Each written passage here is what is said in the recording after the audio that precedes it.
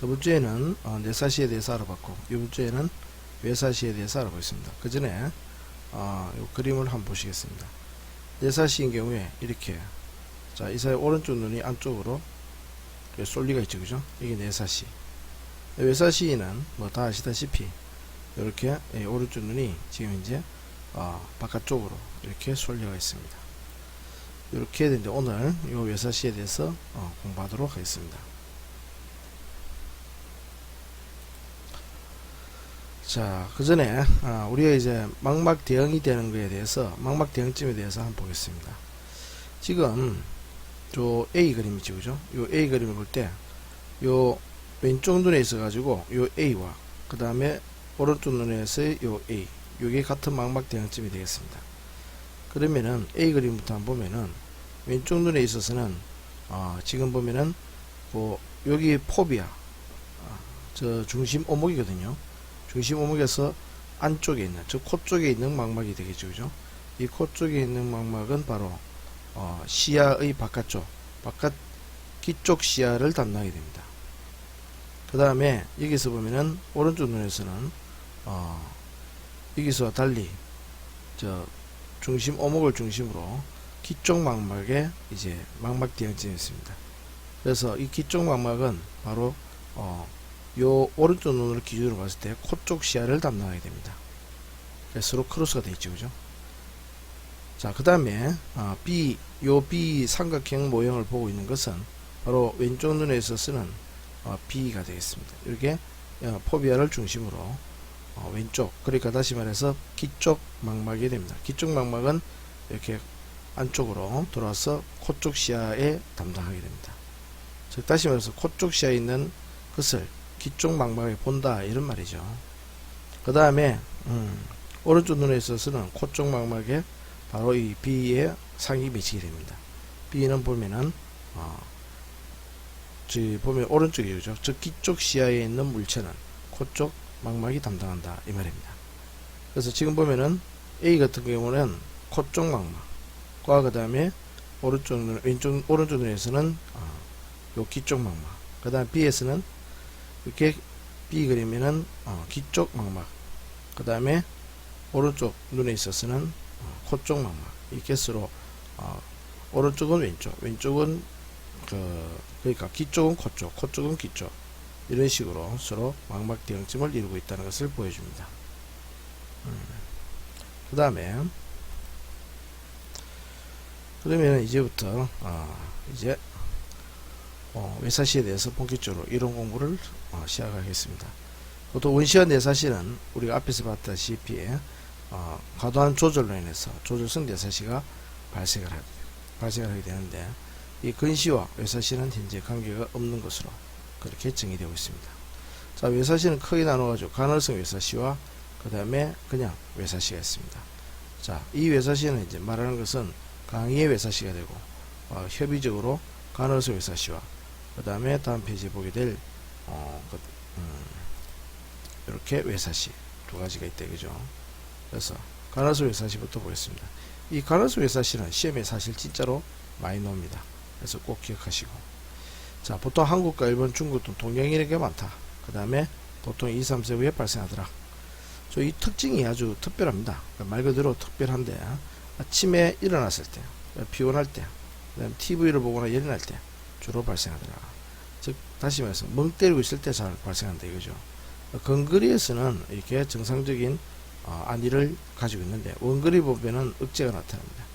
그래서 원거리를 봤을 때 외사시가 있는 눈에서 억제가 나타나가지고 복시를 없애기 위해서 억제가 나타나겠죠, 그죠? 그리고 여기서 가장 큰 특징이 뭐냐면은 햇빛이 비치는 밝은 날에는 한쪽 눈을 감거나 몹시 눈부시한다. 눈부시한다는 요 말을 꼭 기억하시기 바랍니다. 눈부시한다, 언제? 햇빛이 비치는 날. 그러면은 그는 간헐성 외사시다. 자, 여기서 보통 지금 보다시피 밝은 햇빛이 비치는 날에 눈을 부시하고, 뭐 그렇기 때문에 어떤 시력은 양호하고 여우는 좋은 편입니다. 근데 이것이 이제 계속해서 진행이 되면은 그 다음 페이지에 놓듯이 이제 외사시가 되게 됩니다.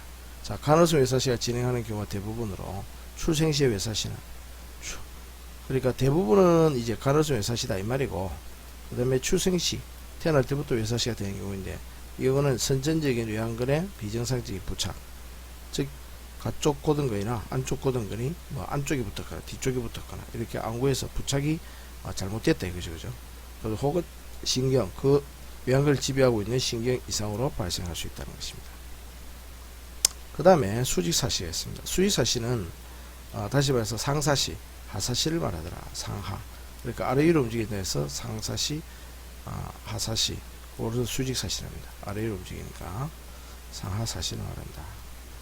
자, 이거는 선천적 혹은 우천적으로 발생하며 대부분이 수평사시와 동반하더라. 이 특징은 눈이 위로 가거나 혹은 사시가 아래로 가기 때문에 눈이 복시가 당연히 일어날 것이고, 자, 위로 올라갔다거나 밑으로 눈이 내려갔으니까 잘 안 보이겠죠. 그죠? 그래서 머리를 들거나 턱을 올리거나 혹은 내리거나 혹은 머리를 기울이거나 이래가지고 이제 보이지 않는 것을 보이기로 하는 보상작용이 일어납니다.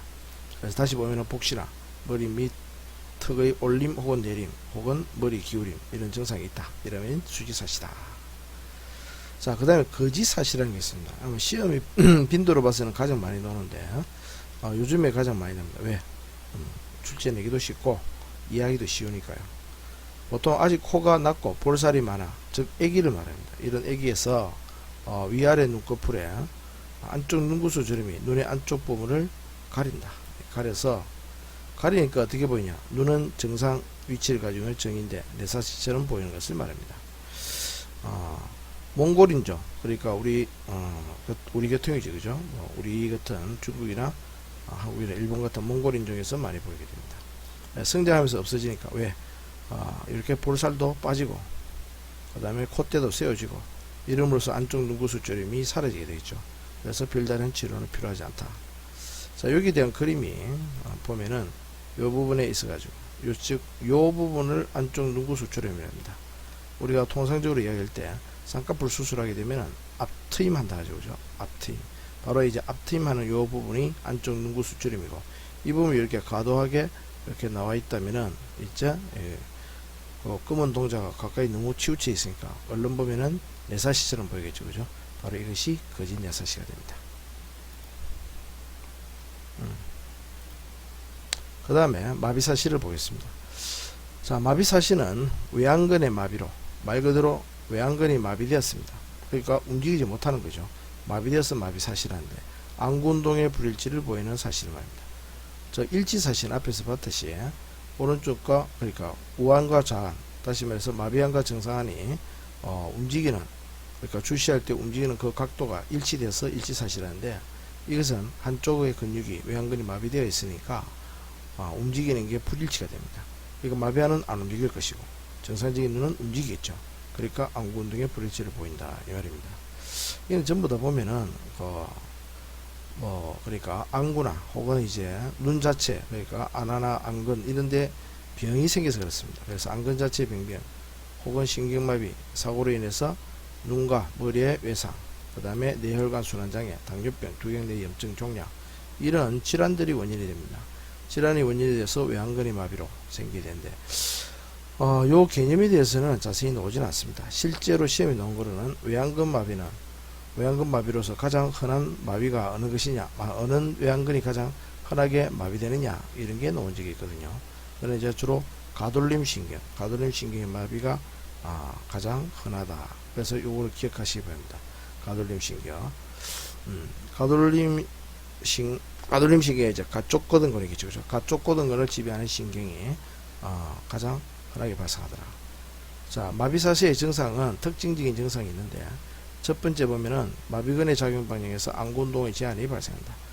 자, 가쪽 고등근이 이제 마비되었다. 그러면 이제 그쪽 방향으로 안구운동이 당연히 제한이 되겠죠. 그죠? 마음대로 돌아가지 못하니까 안구운동 제한이 발생한다.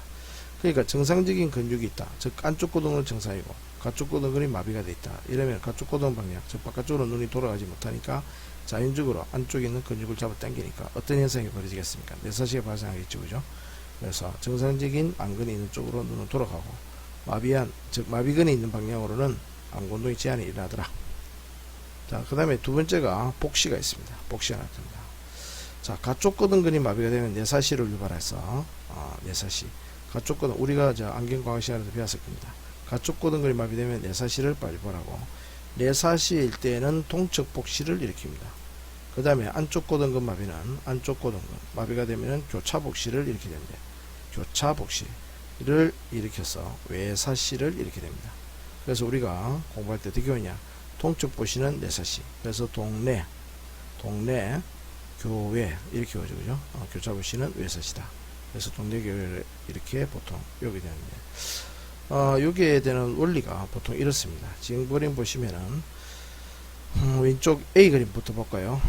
그래서 왼쪽 요거 왼쪽 눈알과 오른쪽 눈알이 있습니다. 이렇게 보면은 우한에 있어가지고 가쪽 고등근이 이렇게 마비됐죠. 마비되어 있습니다.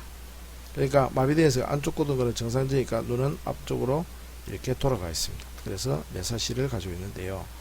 지금 보시다시피 F는 이제 포비아, 즉 중심아입니다. 중심 오목인데, 여기서 보면은 중심 오목이 향하고 있는 것은 요 안쪽으로 보게 되겠죠, 그죠? 그런데 여기가 안쪽인데 여기는 코쪽 망막입니다. 이 코쪽 망막에 있는 부분으로 보면은 저 물체의 허상이, 물체를 바라보고 있는 것은 바로 어디냐?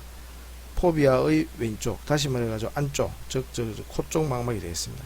이 코쪽 망막은 우리가 앞에서 아까 저게 망막 디어점에서 배웠듯이 코쪽 망막은 기쪽 시야를 담당하게 되죠. 그래서 이렇게 기쪽 시야 쪽에 이렇게 허상이 생기게 됩니다. 그러면은 요거과 요거는 같은 쪽이죠. 우한이 됩니다. 물체 오른쪽에 있으니까 오른쪽에 눈의 오른쪽에 있다. 이걸 동척이랍니다. 그래서 이 눈은 바로 동척 복시가 일어나게 됩니다. 그래서 내사시가 되죠, 그죠? 그래서 동네 교회에서 동네, 그래서 동척, 그러니까 복시가 일어나는 것은 바로 내사시더라. 내사시에서는 다시 말해서 동척 복시가 일어나더라. 그러면은 지금 먼저 교차복시가 일어나는 원리는 어떤가? B 그림을 보겠습니다.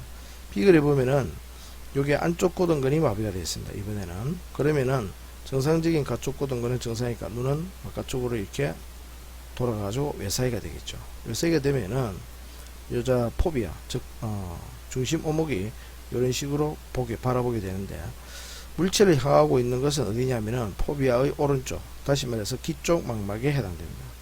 기쪽 망막은 우리가 앞에서 배웠듯이 이렇게 중심선을 나눴을 때 코쪽 시야를 담당하게 됩니다.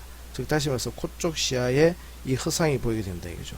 다시 말하면 이 물체가 맺히는 상이 포비아의 오른쪽에 있다 이 말입니다. 오른쪽에 있으니까 오른쪽, 즉 기쪽 망막이 맺힌다. 기쪽 망막이 맺히니까 보이는 것은 어디 보인다? 코쪽 시야로 보이더라. 그렇죠. 이렇게 코쪽 시야로 보이게 됩니다. 그러면 여기 있는 물체와 실제에 있는 실물과 허상은 어떻게 된다? 서로 크로스가 됩니다. 그죠? 그래서 외사시일 때는 뭐더라? 외사시일 때는 이렇게 교차복시가 된다.